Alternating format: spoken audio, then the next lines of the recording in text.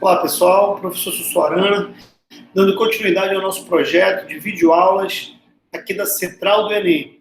O tópico que nós estamos trabalhando é o tópico de citologia, estudo da célula, e nós vamos detalhar as regiões celulares. Na nossa última aula, nós falamos sobre membrana plasmática. Nesta agora, falaremos sobre o núcleo celular e a sua importância para o metabolismo da célula.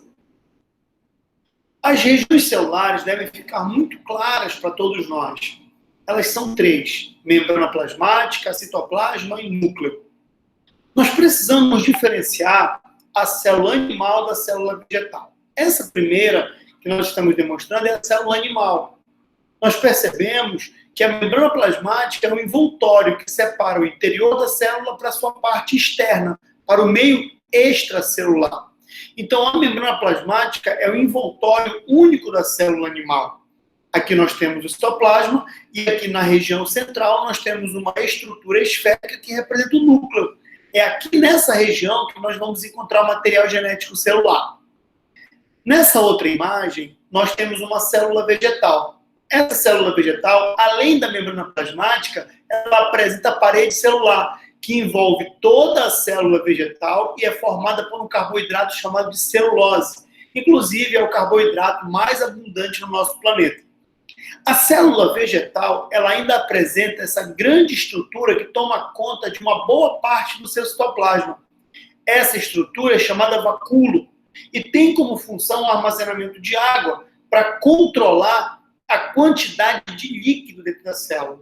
Quando a célula precisa de água, essa estrutura fica vazia, e quando a célula apresenta uma grande quantidade, uma quantidade satisfatória de água, ela fica desse jeito aqui, olha, inflada. Ou seja, controla a dinâmica de água para dentro e para fora da célula vegetal. E percebe bem aqui que o núcleo celular é uma estrutura esférica também, igual à célula animal, mas ela encontra-se na periferia. Isso é uma característica das células vegetais.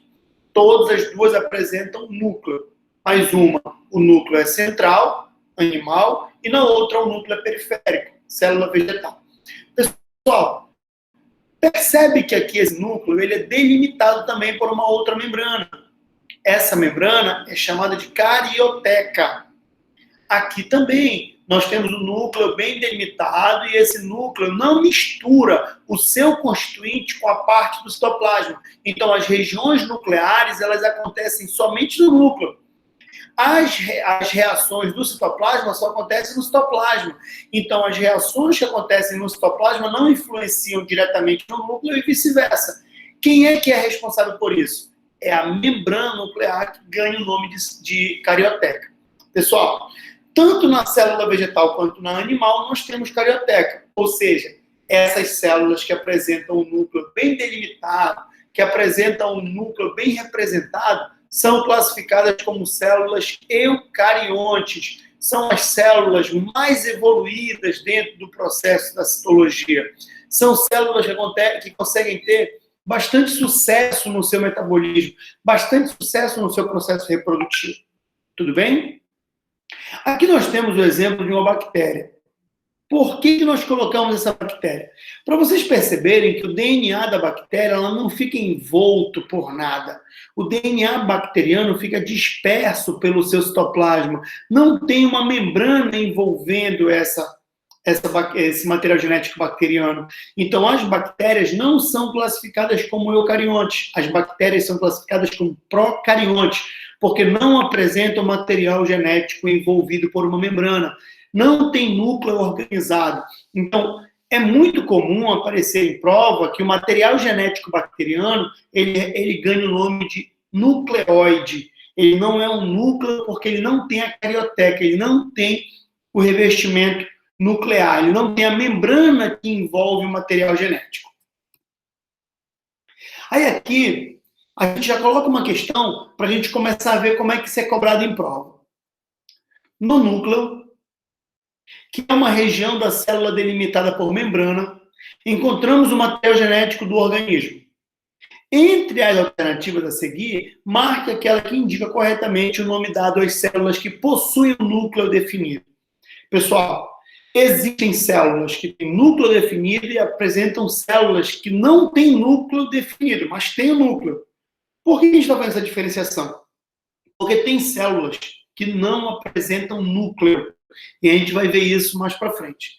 O nome da célula que tem núcleo definido, que apresenta a carioteca, é célula eucarionte. Então, essa é uma informação importante que a gente precisa, desde cedo, logo fixar. Células que apresentam núcleo definido, células eucariontes. Vamos lá. Ao falarmos de células, normalmente pensamos naquelas que possuem apenas um núcleo.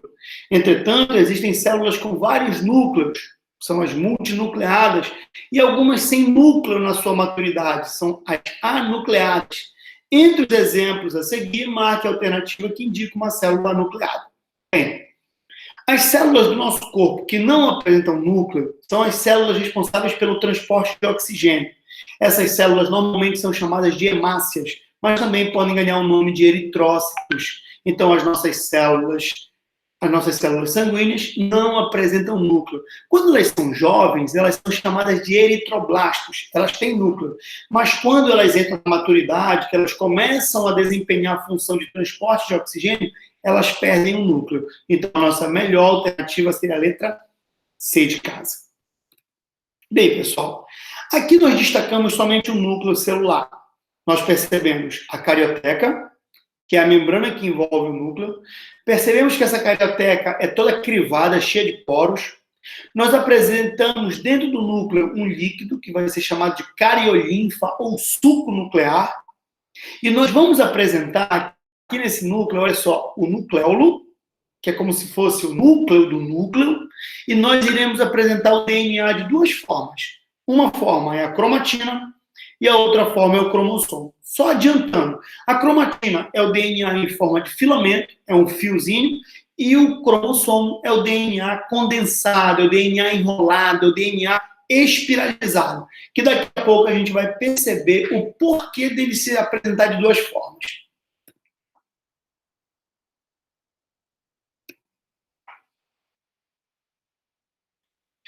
Agora a gente vai descrever as estruturas que formam o nosso núcleo, tá? Antes de mais nada, quem originou as células eucariontes foram as células procariontes. As células que não tinham núcleo sofreram uma invaginação na sua membrana plasmática. A membrana plasmática veio da parte externa e entrou na célula e englobou esse núcleo para poder formar essa estrutura. Então, o núcleo ele foi formado a partir da membrana plasmática. Logo, se a membrana plasmática tem a composição fosfolipoproteica, a membrana nuclear também tem a mesma composição, porque foi a membrana plasmática que originou a membrana nuclear. Logo, as células procariontes sofreram invaginação para formarem um núcleo bem definido e gerarem as células eucariontes. A membrana nuclear, a carioteca, ela apresenta a mesma composição da membrana plasmática, fosfolipoproteica. Então, em uma questão que diga que determinado produto dissolve a membrana nuclear, esse mesmo produto dissolve a membrana plasmática, porque ambas apresentam a mesma composição. E por quê? Porque uma deu origem à outra. O isolamento do material genético, ele é a principal importância da nossa membrana nuclear. Quando a gente isola o material genético, a gente está cumprindo a principal função da membrana nuclear. Então, esse núcleo envolvido pela carioteca, ele vai apresentar um controle de semipermeabilidade. Algumas substâncias entram na célula, outras substâncias saem. Quem é que faz esse controle? Membrana plasmática. Quem é que controla a entrada e saída de substâncias no núcleo? A carioteca. Então lembra, pessoal, carioteca e membrana plasmática, mesma composição, as funções serão muito semelhantes também. Os poros que a gente vimos, aqueles buraquinhos ao redor da carioteca, servem justamente para possibilitar essa comunicação. Elementos sairão do núcleo, elementos entrarão no núcleo. Então, quem possibilita isso são os poros. A cariolinfa, o líquido que preenche internamente o núcleo, é onde ocorrem as reações nucleares. Da mesma forma que as reações acontecem no citoplasma, elas acontecem na cariolinfa. Elas acontecem no líquido que preenche internamente o núcleo. O nucleolo. Pessoal, o nucleolo, ele nada mais é do que um aglomerado de RNA e proteínas que está dentro do núcleo. Esse nucleolo é a região responsável pela produção de ribossomos. O Ricardinho explicou as organelas e disse que os ribossomos são responsáveis pela produção de proteínas que ficam dentro da célula.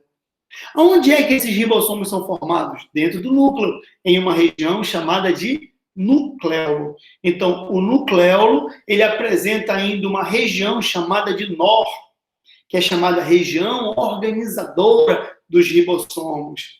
Essa região organizadora dos ribossomos, ela está no nucleolo, e o nucleolo é parte do núcleo. Tudo bem? Então, o que seria o nucleolo? RNA mais proteínas. Ele é como se fosse o núcleo do núcleo. E aí a gente tem mais uma questão, para a gente já dar mais uma treinada sobre essas informações que a gente já passou. As células animais, diferente das bacterianas, apresentam material genético delimitado por uma membrana, o que caracteriza o núcleo. A membrana que separa o material genético do citoplasma é denominada a membrana que faz este isolamento. É uma membrana chamada de carioteca. E lembrando, teve carioteca, a célula é chamada de eucarionte. Tudo bem, pessoal?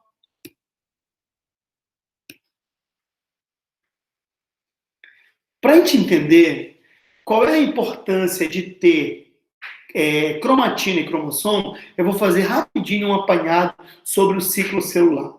Pessoal, o ciclo celular, ele vai apresentar duas fases muito distintas. A primeira fase do ciclo celular, intérfase. A segunda fase do ciclo celular, reprodução celular, divisão celular. Ou a célula está em intérfase, ou a célula está se reproduzindo. Só existem essas duas opções. Ou a célula está em intérfase, ou ela está se reproduzindo. Vamos falar especificamente da intérfase. Na intérfase é a fase celular de maior metabolismo. Então, é a fase que a célula está gastando mais energia, é a fase que a célula está trabalhando, está realizando o seu papel dentro do organismo. Então, a célula está trabalhando, a célula está em intérfase.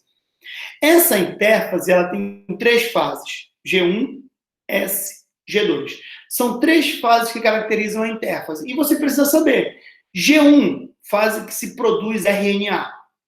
S, fase em que se produz proteínas, síntese de proteínas. E a G2 é uma fase que demonstra que a célula está pronta para se dividir. A divisão celular, como é que vai acontecer? A divisão celular, ela pode ser mitose. A mitose é quando nós temos uma célula que dá origem a duas.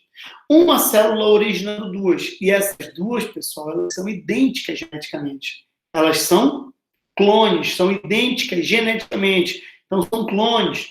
Quais são as fases da divisão celular? Prófase, metáfase, anáfase, telófase. Quando nós estamos falando de ciclo celular, o que é importante saber? É importante saber que o material genético na intérfase é a cromatina. Poxa, se a cromatina ela vai ser encontrada na intérfase, quando nós estamos falando de reprodução celular, nós vamos falar dos cromossomos. Então, o que são os cromossomos? Os cromossomos são justamente o material genético mais enrolado, mais condensado. Certo? E por que a célula apresenta esses dois tipos de material genético? Por que a célula precisa de um fiozinho, que é a cromatina, e por que ela precisa desse fio enrolado, que é o cromossomo? Pessoal, é muito simples. Como na intérfase o metabolismo celular é maior, é mais acelerado, ela vai precisar da cromatina, porque a cromatina, por ser um fio, ela apresenta uma superfície de contato maior com as enzimas. Quando ela vai dividir, ela vai precisar condensar o seu material genético para ficar mais fácil o seu transporte, a sua divisão. Então, na intérfase, o material genético, cromatina, Na divisão celular, material genético, cromossomo. Por quê? Cromatina, maior área de contato. Cromossomo, menor área de contato, mais fácil de se transportar. Tudo bem, pessoal? Essa foi a aula sobre núcleo celular. Espero você sempre contribuindo com o canal, sempre atento. Um bom estudo. Até mais e um grande abraço.